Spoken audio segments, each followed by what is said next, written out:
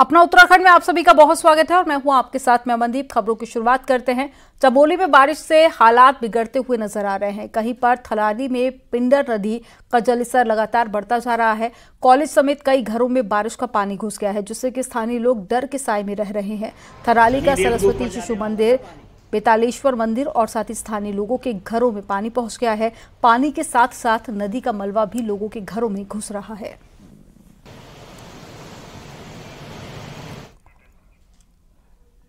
पहाड़ों पर लगातार बारिश हो रही है, जिसके बाद में मुश्किलें भी लगातार बढ़ती जा रही हैं। टिहरी से खबर है, जहां पर लगातार हो रही बारिश से घनसाली घुत्तू सड़क पर पहाड़ी से भारी लैंडस्लाइड हुआ है। वीडियो में आप देख सकते हैं कि पहाड़ी का एक हिस्सा भरभरा कर गिर गया। हालांकि अभी तक किसी तरह के नुकसान की सूचना नहीं है। तस्वीरें बेहद डरावनी हैं।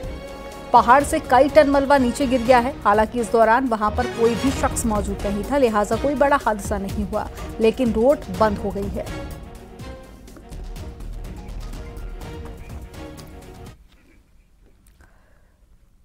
नैनीताल में लगातार बारिश से जनजीवन पूरी तरह से प्रभावित हो गया है। तेज बारिश के चलते भवाली के हरनोली जाने वाली सड़क ध्वस्त हो गई है। अब इस रोड पर ज्यादा खतरा बना हुआ है, जिससे कि आसपास के लोग डरे हुए हैं। इसके साथ ही लगातार बारिश से केचुधाम से क्वारब तक की सड़क को 14 सितंबर तक बंद कर दिया गया। इस सड़क में लगातार बोल्डर गिरने से खतरा बना हुआ है। वहीं जिले में कई स्थानों पर लैंडस्लाइड की घटनाएं सामने आई हैं, तो 60 सड़कें भी अब तक बंद हो गई हैं।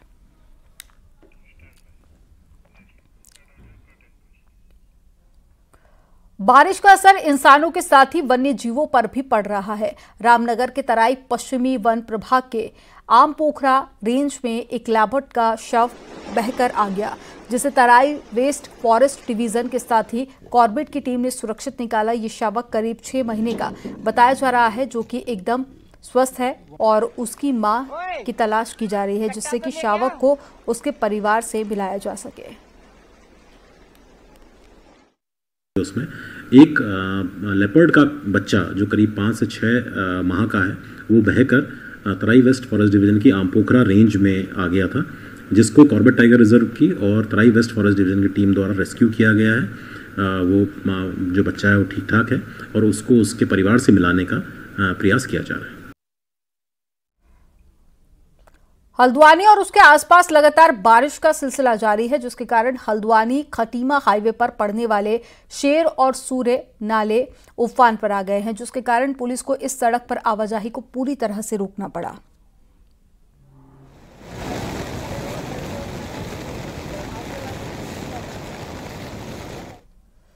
लगातार हो रही बारिश के चलते इन दिनों रामनगर के आसपास के बरसाती नाले उफान पर हैं।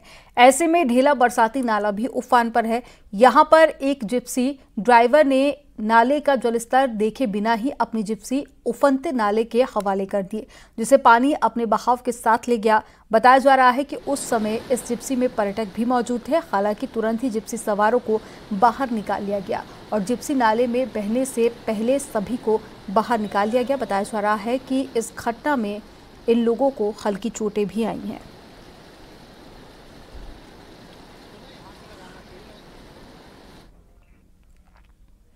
उत्तराखंड के ज्यादातर जिलों में लगातार बारिश हो रही है और देहरादून में सीएम पुष्कर सिंह धामी आपदा प्रबंधन कंट्रोल रूम पहुंचे, जहां पर सीएम ने अधिकारियों के साथ में बैठक की और अधिकारियों से तैयारियों को लेकर जानकारी भी ली। सीएम धामी ने सभी को अलर्ट पर रहने के निर्देश दिए।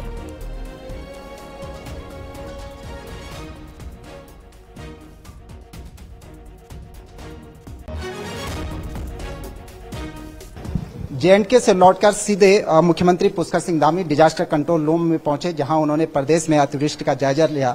सर, आपने बातचीत की वीसी के जरिए, क्या कुछ रहा? विभिन्न जनपदों में जो अगले 3 दिन का अलर्ट है, उसको लेकर सभी जिलों के जो प्रमुख अधिकारी हैं और आपदा प्रबंधन के लोग हैं और मौसम विभाग की जो चेतावनी है उसके अनुसार सबसे बातचीत की है कि वहां पर क्या संभावनाएं हैं और किस प्रकार से हम लोग वहां बचाव कर सकते हैं। हमारा यही है कि ऐसे समय में हर एक व्यक्ति जो भी आपदा से प्रभावित हो रहा है उसको तत्काल सहायता पहुंचाई जाए, आपस में अच्छा कोऑर्डिनेशन किया जाए, जो मार्ग अवरुद्ध हो रहे हैं उन मार्गों को तत्काल खोला जाए और किसी भी जनहानि से और अन्य प्रकार की जो हानियां होती हैं उनसे लोगों को बचाया जाए।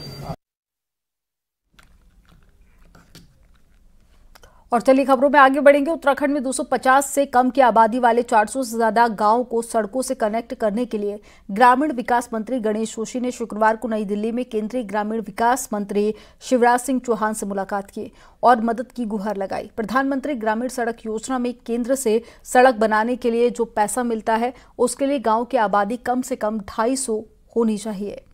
और लेकिन उत्तराखंड में ज़्यादातर पलायन के चलते 250 से भी कम आबादी वाले गांव हैं जो रोड से कनेक्ट नहीं हो पा रहे हैं। अनुमान है कैसे गांव को कनेक्ट करने के लिए करीब 29 अरब की ज़रूरत होगी। और शिवराज सिंह चौहान से मुलाकात के दौरान जोशी ने कहा कि उत्तराखंड आर्थिक बोझ उठाने की स्थिति में नहीं है, लिहाजा केंद्र सरकार नियमों को शिथिल करते हुए मदद करे।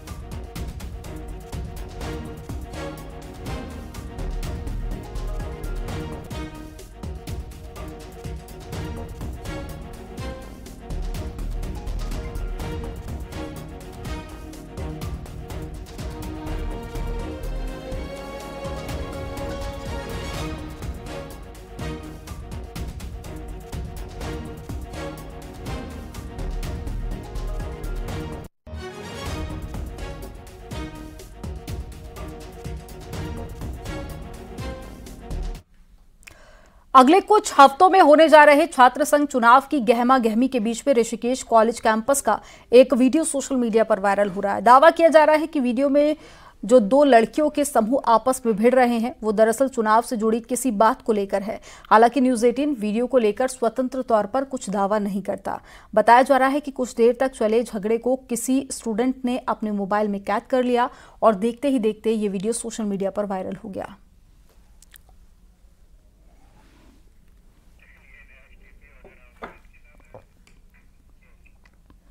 हरिद्वार के बहादुराबाद थाना क्षेत्र में एक कार अनियंत्रित होकर गंग नहर में जा गिरी। कार में 2 सवार लोग थे और साथ ही गनीमत ये रही कि दोनों की जान बच गई है। सूचना मिलते ही मौके पर पहुंची पुलिस ने क्रेन के जरिए कार को पानी से बाहर निकाला। कार बहादुराबाद से ज्वालापुर की ओर जा रही थी और कार में ज्वालापुर के 2 लोग सवार थे। जैसे ही एक कार नहर पटरी पर तेज गति से जा रही थी, अचानक से अनियंत्रित होकर गंग नहर में जा गिरी। राहगीरों द्वारा तुरंत हादसे की जानकारी पुलिस को दी गई।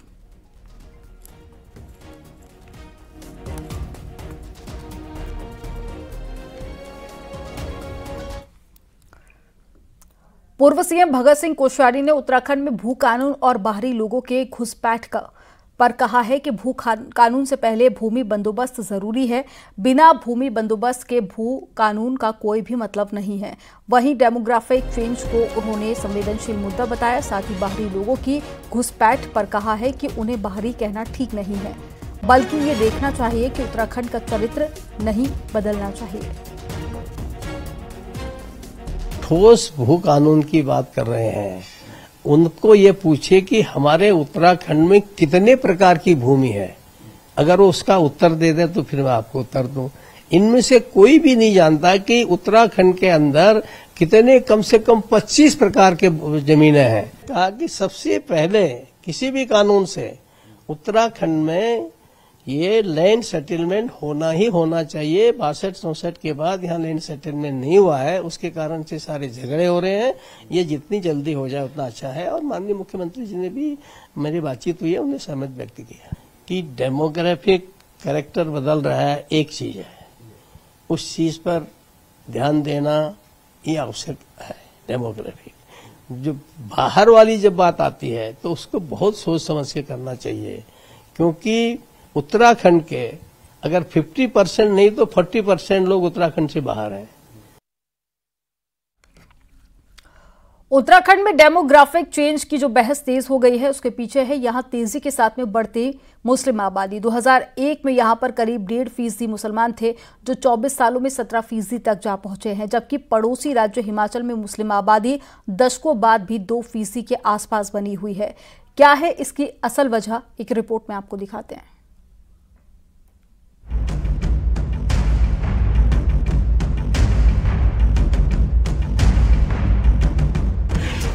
गांव से लेकर सियासी गलियारों तक उत्तराखंड में इन दिनों डेमोग्राफिक चेंज को लेकर शोर मचा हुआ है। वजह है उत्तराखंड में तेजी से बढ़ती मुस्लिम आबादी, जो 24 सालों में 1.5% से बढ़कर 17% तक पहुंच गई है। 2021-22 की सांख्यिकी डायरी के मुताबिक 2001 से 2011 के बीच उत्तराखंड में मुसलमानों और ईसाइयों की सालाना औसत जनसंख्या बढ़त दर 3.9% से भी ज्यादा रही, जबकि हिंदुओं की वृद्धि दर इसके आधे से भी कम 1.60% थी। 2001 से पहले राज्य के पहाड़ी जिलों में मुस्लिम आबादी 1.5% के आसपास थी। हरिद्वार के शामिल होने के बाद इसमें तेजी से विस्तार हुआ। 2011 की जनगणना में मुस्लिम आबादी बढ़कर 14% हो गई, जो अब अनुमानित 17% तक पहुंच गई है। 2001 की जनगणना के मुताबिक राज्य में मुस्लिम आबादी 10 लाख के आसपास थी। 2011 में यही मुस्लिम आबादी बढ़कर 14 लाख के आसपास पहुंच गई। कई सरकारी और गैर सरकारी रिपोर्ट्स का आकलन है कि अब राज्य में मुस्लिमों की संख्या बढ़कर 21 लाख के पार पहुंच गई है। अप्रत्याशित वृद्धि हुई है, खास तौर पे जो यूपी से लगे जिले हैं, 4 मैदानी जिले हैं, तो उसमें ये अनुमान लगाया गया या ये संभावना व्यक्त की जाती है कि जो उत्तर प्रदेश में लोग रहने वाले थे वो उत्तराखंड में आकर के बस गए। यहाँ के भू कानूनों की कमी का फायदा उठाते हुए या सरकारी जमीनों पे आकर के कब्जे करते हुए नदी नाले सब जगह पे आकर के बसते चले गए। इन पे कोई रोक टोक नहीं लगी। उत्तराखंड के 4 जिलों देहरादून, हरिद्वार, नैनीताल, उधम सिंह नगर में मुस्लिम आबादी तेजी से बढ़ रही है, जिसका एक कारण ये भी है कि इनकी सीमाएं पश्चिमी यूपी के नजीबाबाद, बरेली, सहारनपुर, रामपुर और मुरादाबाद से सटी है। मुस्लिम बाहुल्य यूपी के इन क्षेत्रों से उत्तराखंड में तेजी के साथ घुसपैठ हुई, जिसका सियासी पार्टियों ने भी अपने अपने वोट बैंक के हिसाब से इस्तेमाल किया। कहने का मतलब है कि जो हमारे पहाड़ का जो अस्तित्व है, जो हमारी संस्कृति है, उसको न मानकर, हमारे वोट बैंक की ताकत को न मानकर ये बाहरी 2%, 2.5%, 3% के चक्कर में हमारी यहाँ पे डेमोग्राफी चेंज होते जा रही है। इसलिए हमने इनसे कहा कि यहाँ पे पहले भू कानून लगाइए। अब भू कानून में भी ये है कि एक तो 250 मीटर की जो बात है, खंडूरी जी ने जो 250 मीटर कहा था वो प्रति व्यक्ति था, और जबकि नारदत्त तिवारी जी ने जो 500 मीटर कहा था वो प्रति परिवार था। परिवार का मतलब 5 लोगों की संख्या है, और 250 मीटर में है प्रति व्यक्ति। 5 लोग लगा लो, 5 गुणा 250 तो 1250 वर्ग मीटर भूमि जा रही है। लेकिन उस पड़ोसी राज्य हिमाचल में तस्वीर ठीक इसके उलट है। 1971 में अलग राज्य के रूप में गठित हुए हिमाचल में मुस्लिम आबादी तब भी 2% के आसपास थी। आज भी इसमें कोई खास बढ़ोतरी नहीं हुई। इसकी 2 बड़ी वजह प्रमुख तौर पर मानी जाती है। पहला, राज्य बनते ही हिमाचल में ठोस भू कानून लागू कर दिया गया। दूसरा, इसकी सीमाएं हरियाणा, पंजाब, लद्दाख जैसे हिंदू बाहुल्य राज्यों से लगी हुई है। देहरादून से न्यूज़ 18 के लिए सुनील नप्रभात की रिपोर्ट। और खबर देहरादून से है, जहां पर ऊर्जा भवन में ब्लड डोनेशन कैंप का आयोजन किया गया। सीएम पुष्कर सिंह धामी के जन्मदिन से पहले ब्लड डोनेशन कैंप का आयोजन हुआ। 16 सितंबर को सीएम धामी का जन्मदिन है और इसे लेकर तैयारियां तेज हैं। ऊर्जा विभाग के कर्मचारियों ने आज ब्लड डोनेशन कैंप का आयोजन किया। आज ऊर्जा कर्मियों द्वारा ऊर्जा भवन में रक्तदान शिविर का कार्यक्रम आयोजित किया गया है। माननीय मुख्यमंत्री जी के जन्मदिन के उपलक्ष्य में ये ऊर्जा विभाग की तरफ से एक अच्छा प्रोग्राम किया जा रहा है। बारिश के बीच में कांग्रेस की केदार बचाओ यात्रा पूरी हो गई है। आज कांग्रेस नेताओं ने केदारनाथ में जलाभिषेक किया और भैरव मंदिर में न्याय की अर्जी लगाई। इसके साथ ही कांग्रेस की केदार बचाओ यात्रा का समापन हो गया। जुलाई में यात्रा को आपदा के चलते रोक दिया गया था और दूसरे चरण में आज इसका समापन किया गया।